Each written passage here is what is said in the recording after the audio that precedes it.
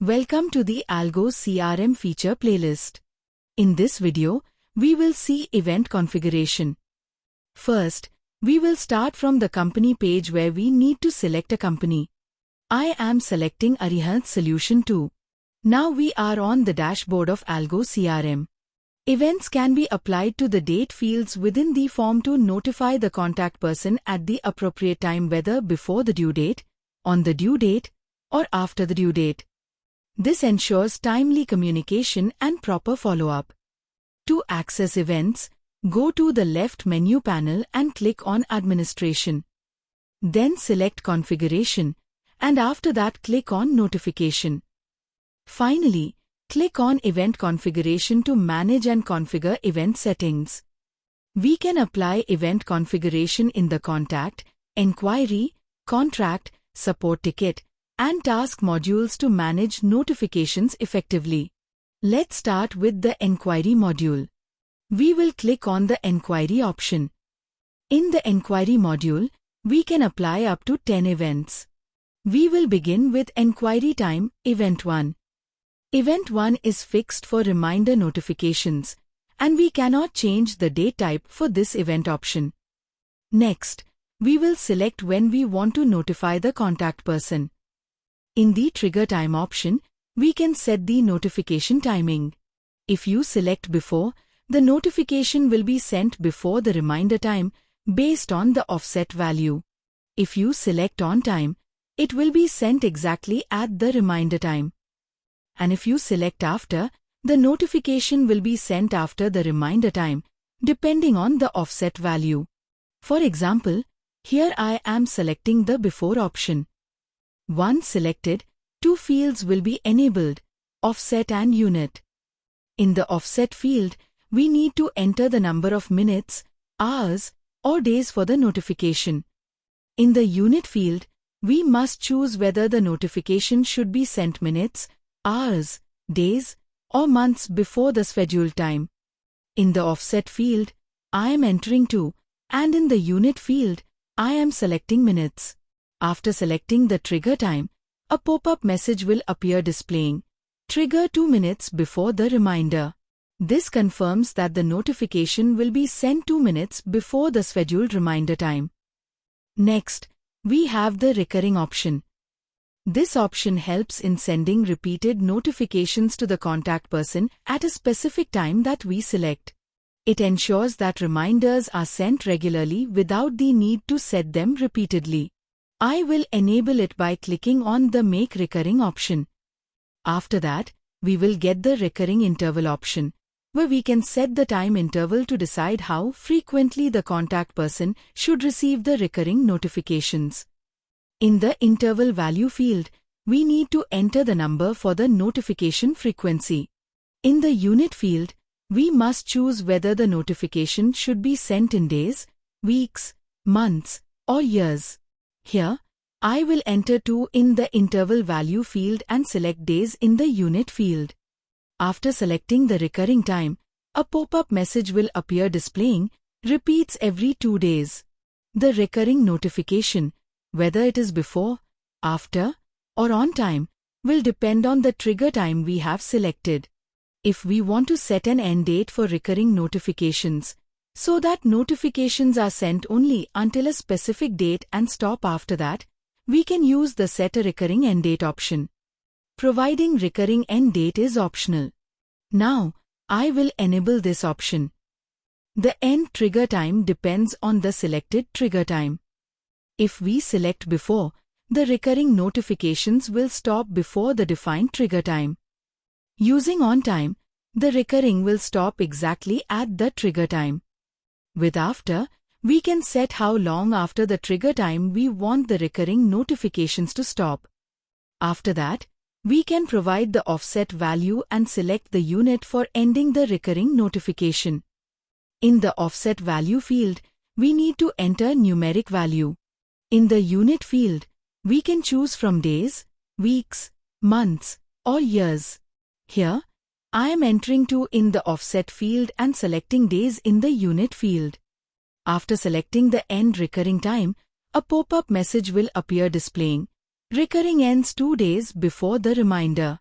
If we want to disable the recurring or end recurring time, we can do so using the enable or disable toggle. Here, I am disabling the end recurring time using the toggle option. If we want to turn off this event later, we can simply use the enable disable toggle option to disable it. After that, we can click on the submit button to save the event configuration. Now we will move forward to enquiry time event 2. Here, everything will be similar to event 1, but in this case, the date type option will be enabled. This allows us to select the specific date field on which we want to apply the event. We can apply events on different date fields such as voucher date, next action date, receive date, reminder, and custom fields. Here, I am selecting the voucher date option. After that, we need to select the trigger time. Here, I am choosing after. Then, in the offset field, I am entering 2, and in the unit field, I am selecting minutes. This means the notification will be triggered 2 minutes after the voucher date. Here as well, the recurring time will work in the same way as we used it in enquiry time event 1. If we want to use recurring notifications, we can simply enable the recurring option. Here, I am not enabling the recurring time. I will simply click on the submit button to save the configuration. Here as well, we can use the enable or disable toggle to disable the event if needed. Now we will move forward to enquiry time event 3. Here, the date type field will again be enabled. In the date type option, I will select next action date.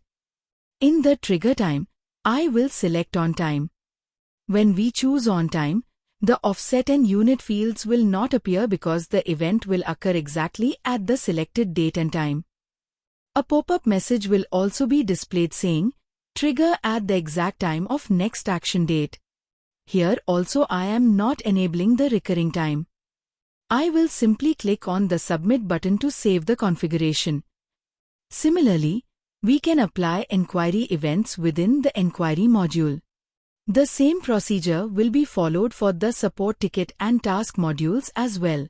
In the contact module, the process is the same, but here we can apply configuration on custom fields.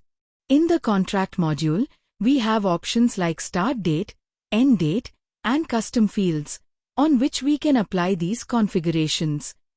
In all these modules, we can apply up to 10 events, depending on our requirements. Now that we have configured the events, we also need to configure the notifications for those events. For this, go to the left menu panel and click on Administration. Then select Configuration, after that click on Notification, and finally choose Notification Configuration to set up the notifications for events. On the left side, we will see enquiry time events listed from event 1 to event 10. We need to configure notifications for each event based on the requirement. Here, I am clicking on Enquiry Time, Event 1. For this particular event, push notification is available, and we can also create email and WhatsApp notifications by clicking on the Add Configuration button. In the same way, we can customize notifications for different enquiry events as needed. The same process will apply to contacts, contracts, support ticket and task events as well.